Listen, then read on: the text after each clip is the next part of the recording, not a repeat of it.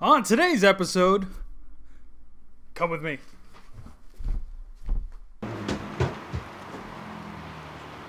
That guy right there?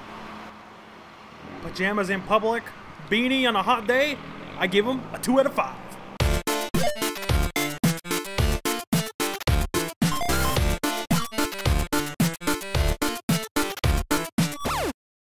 Welcome to the show, guys. This is the Talking Skulls, episode 2, and I'm Skullznhero. Episode 2, man, I didn't get lazy somewhere along the way. I'm starting to get those season 2 vibes. So I want to tell you guys a story. The other day I went to a restaurant, and I was walking in, and I opened the door, and as I was walking in, somebody said, hey mister. And I turned around, and it's a guy with a clipboard and a pen. He said, come here. And I walked over. He said, can you sign this paper, please? And I figured, you know what? Yeah, I'll sign the paper. I saved a few whales before. I'm gonna sign it, but then I realized he never said anything about whales. I looked at him and I said, hey, what's this paper for? And he says, well, I'm trying to close down that restaurant you're going into. I said, close it down? I haven't even gotten lunch. What's the matter with you? And he said, well, guess what, sir? That restaurant, it's a breakfast restaurant, and they don't even sell hash browns. I looked at him and I said, well, then go to another restaurant. Don't let that story get to you. It's a work of fiction. None of the characters are real or have any likeness to anybody living or dead, except the character going into the restaurant. That's supposed to be me, and I'm real. Anyways, guys, I don't want to talk about that fake stuff. I want to talk about something real. So, for those of you who don't know, Uncharted 4 just came out. It's a PlayStation 4 exclusive, created by the great minds behind Uncharted 2 and 3, The Last of Us, Crash Bandicoot, that great, good stuff, great games. This game is no different. It's getting 8s, 9s, 10s across the board. People love it. People hail it. It's got a 93% on Metacritic. It is just phenomenal. But then the Washington Post comes out with a review written by a Sir Michael Thompson bashing Uncharted 4, saying things like, and I quote, "The Uncharted games have never excelled at storytelling. Instead, they've used it in accompaniment to overwhelming visual technology." And the works. He goes on to talk about that. He basically didn't like the game. Of course, it's an opinion piece. It really is. It's whether you agree with it or not, it's his opinion, and he has a right to say it. He has a right to walk out to the streets and proclaim it. Use the crosswalk, man. So yeah, this guy writes an article about a game that everybody loves, but whatever, he hates it. Metacritic picks up his article. Washington Post gives it a 40 out of 100 to put on Metacritic, and it ends up hurting the score, but not too much. I mean, you've got, if you got 90 people that agree that your game's great and you got one person that isn't, it's not really going to bring your score down. In fact, like I said before, it's got a 93. 93 is a good score, and other developers out there would love to have a score like that. Some developers never create a game with that kind of a score. Not to mention that all of Naughty Dog's games have high scores. So, no harm, no foul. Whatever. It's his opinion piece. Whatever. A certain individual that goes by the name Dimitris Sorikos. He's from Athens. I probably butchered that name. He's surfing the web, and he stumbles across the Metacritic score of his favorite game, Uncharted 4. And he sees a 40 out of 100. And he says, what the heck? What is that? That's my favorite game. So then he clicks on the review, finds out that the review itself doesn't actually have a number, that the number came from the Washington Post themselves. Whether Michael Thompson decided that 40 out of 100 was the right number he was going for remains to be seen. But bottom line is that number still came from the Washington Post. So then what did Dimitri do? Yeah, it's his favorite game after all. I mean, what can a person do about a review score, about an opinion you dislike? He went to change.org and he made a petition to take down that number from the Metacritic score. The review can still be on there, but he just wants the number taken down. Just move it aside so it doesn't affect my favorite game's score. Ladies and gentlemen, that is denying people's freedom of speech. And that is a crime. That is a crime. When did it become okay to silence people's opinions? Even removing an arbitrary number from the pool of critics is still moving somebody's opinion around. I disagree wholeheartedly with what Michael Thompson said in his review, but he has every right to say what he said as much as I have every right to say what I say. Well, you, my friend, decided to go and instead of writing a review and stating how you felt about the game, you decided to petition to remove what he said about the game. It's a lot of he said, she said stuff, except there's no she's here. you're at 8,000 backers on this thing, at least at the time of this recording. What does that say for the internet, who normally fights against this kind of stuff? I'll tell you what Uncharted 4 is. Uncharted 4 is whatever you want it to be. For me, it's a masterpiece.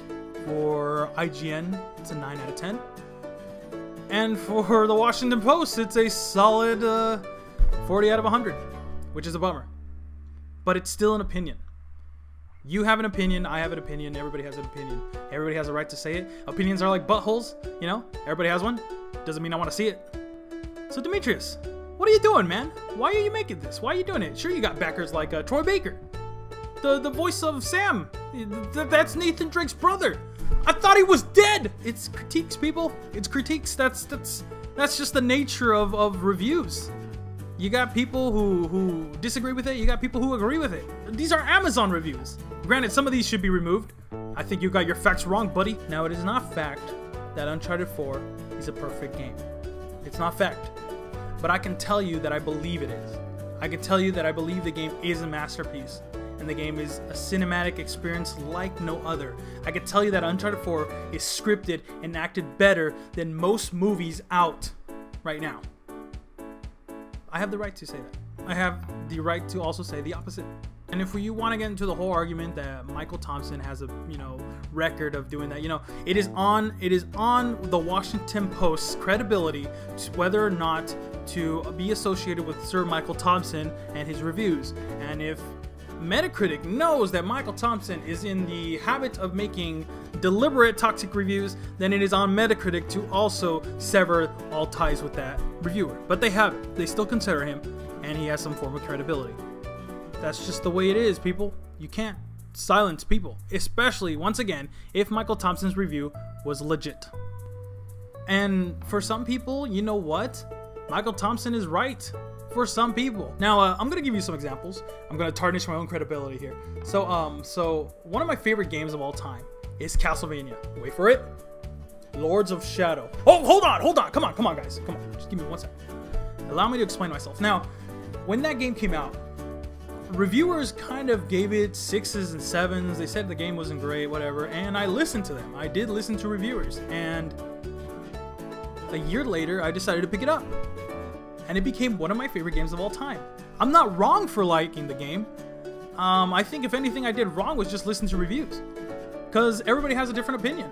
I could have written a petition saying, hey, all these reviews, get rid of them! Burn them! Burn the reviews. So that nobody can find them ever again. Now, fast forward, around 2014, a highly regarded game called Dragon Age Inquisition comes out. And reviewers give it 9s. I'm sure somebody gave it a 10. Somebody who was really generous.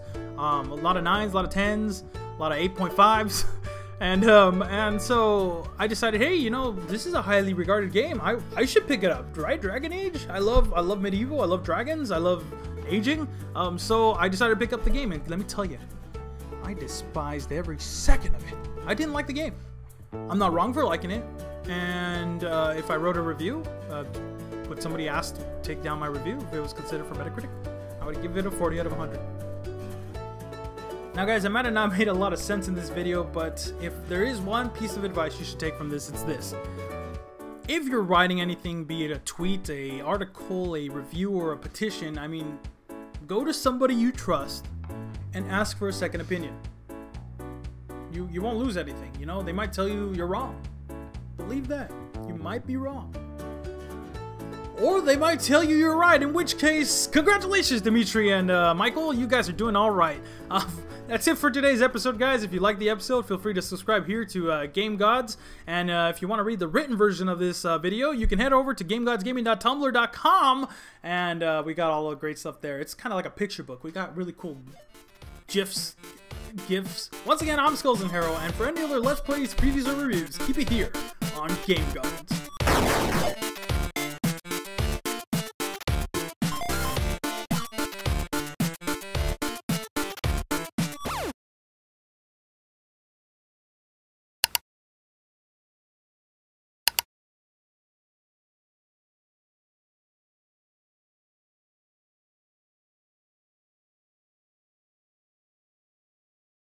What the heck?